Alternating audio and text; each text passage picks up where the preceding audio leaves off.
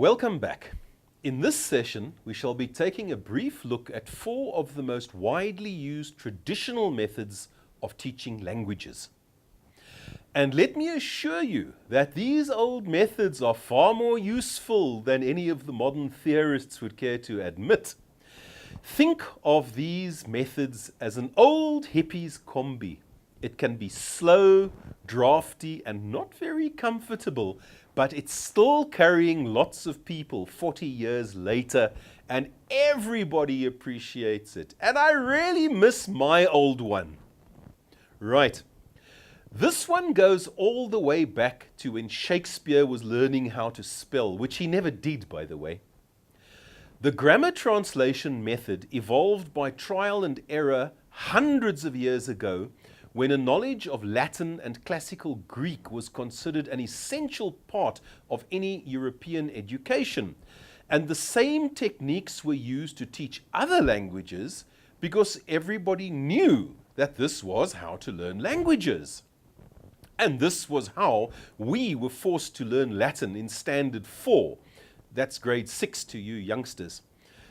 Chapter 1, study the rule, look up the vocabulary list in the back, now memorize a mas, a mat, a mamas, a matas, a mant. Good, now translate sentences 1 to 5 and bring them to me to mark. Now, you're probably thinking that it must have been horrible to be in the classroom like that one. Well, you're right, it was boring. But do you know what?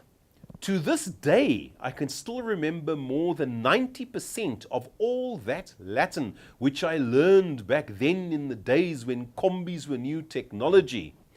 And that is the whole point of the grammar translation method. It works. It involves studying. And it prepares you for exams, which is something that the newer methods cannot do as effectively.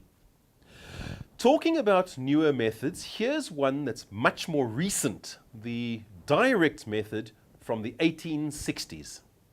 This one, as you can see, is also called the natural method, as I shall now explain. I want you to bear with me for a minute. You've just crashed in the middle of the Amazon jungle. You're 500 kilometers from the nearest branch of KFC.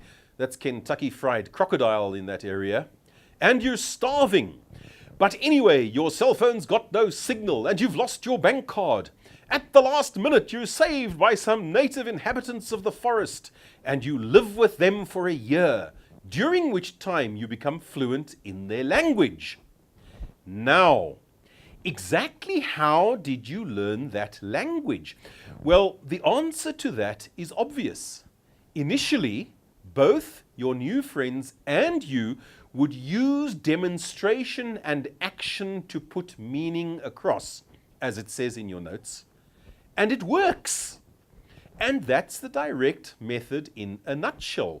Only the target language is used throughout the learning process, which is how we all learn to speak our mother tongue when we are babies, right?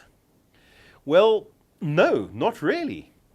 You see, young children do not deliberately learn their home language. Rather, they acquire it unconsciously thanks to the LAD, or language acquisition device, with which all humans are equipped in their formative years. And this is what Savere overlooked when he formulated his approach all those years ago. But having said that, it must be stressed that the method has its uses, as we have seen. Now let us move on to the oral approach with its situational language teaching method. As you can probably work out from the word situational, this approach stresses the teaching of a new language in context, that is, in a specific situation. And the process of learning is seen as the development of good habits. This method is simple, logical, and, I think, effective. New sentences are introduced by the teacher, who is a fluent speaker of the target language, and then the learners use repetitive drills to practice the sentences.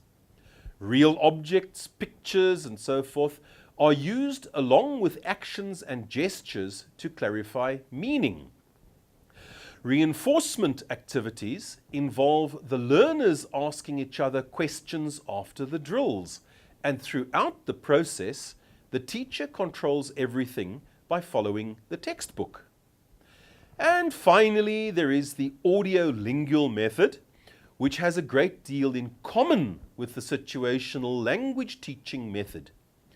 It also stresses listening and speaking so that the target language is learnt through drills.